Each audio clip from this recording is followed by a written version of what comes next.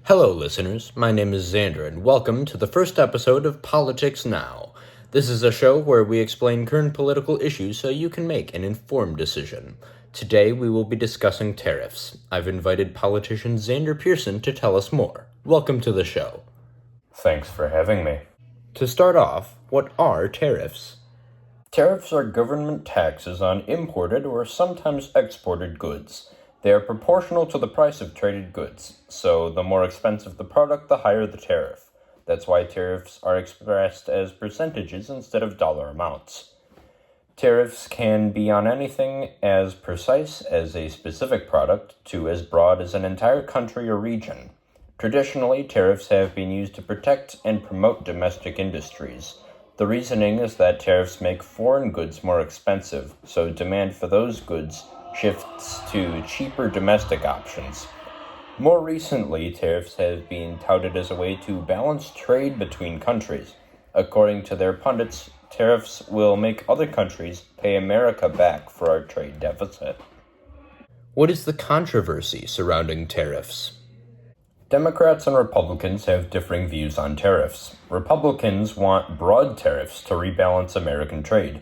They think that by eliminating the trade deficit and taxing other countries, they can raise money and allow for lower taxes on Americans. The 2024 Republican platform states, as tariffs on foreign producers go up, taxes on American workers, families, and businesses can come down.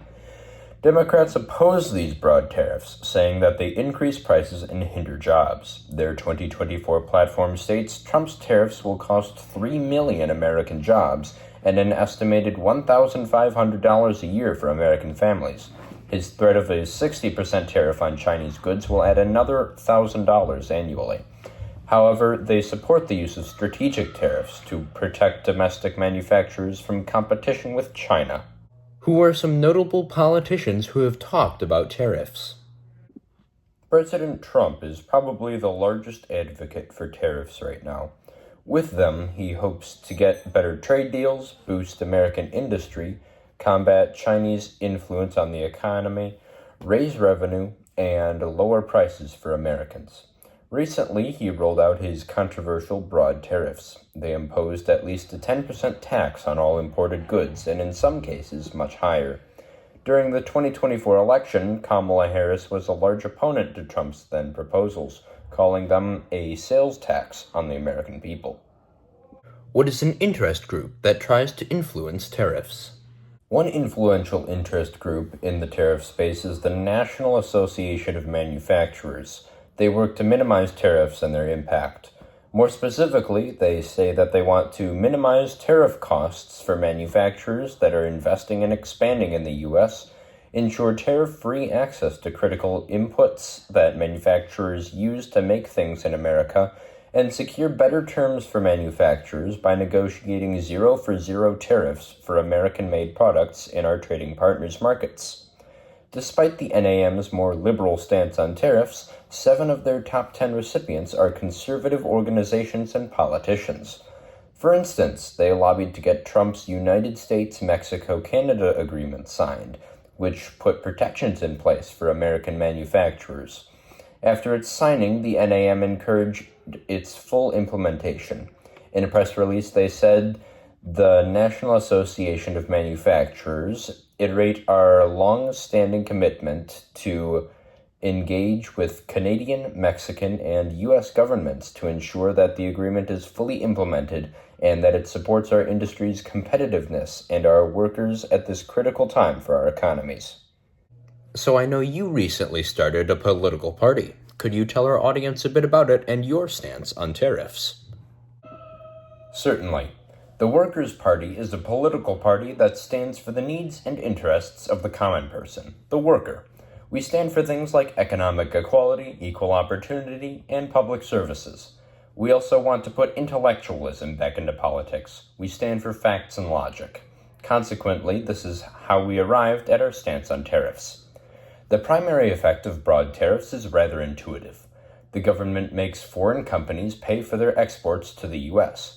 Those companies increase their prices so that they can make the same profits on their products. Thus, the cost of the tariff is passed on to the consumer. Some argue that this is a good thing because it allows national businesses to grab more of the market with lower prices. In practice, this is often not the case. National companies frequently take the opportunity to raise their prices as well, so they can make more money on what they already sell. Data analysis provides further insights into the effects of tariffs. A 2018 Canadian study found that tariffs have a strong negative macroeconomic effect. The study speaks for itself, saying, "We found that tariff increases lead in the medium term to economically and statistically significant declines in domestic output and productivity. Tariff increases also result in more unemployment, higher inequality, and real exchange rate appreciation, but only small effects on the trade balance." Based on this evidence, it is reasonable to conclude that tariffs should not be broadly employed. However, tariffs can be wielded as an effective diplomatic weapon. If a company or country is engaging in bad practices, such as using child labor, fostering poor working conditions, or waging war, tariffs could serve as an effective dissuader. But tariffs are just that, a weapon. Thus, the cause for a tariff and its potential persuasive and economic effects should be carefully considered before its enactment, and tariffs on entire industrial sectors and products, as well as those that are meant to be indefinitely applied, should be revoked. Further, trade wars can exacerbate the negative effects of tariffs. As opposed to starting one, peaceful diplomatic solutions must be found to encourage other countries to lower their tariffs. Waging high tariffs in return will not be effective in encouraging them to stop, just as fighting a country that declares war does not encourage that country to stop warmongering. In short, the Workers' Party supports free trade, but thinks that there should be exceptions for especially bad actors. How do you think the issue of tariffs will change in the coming years?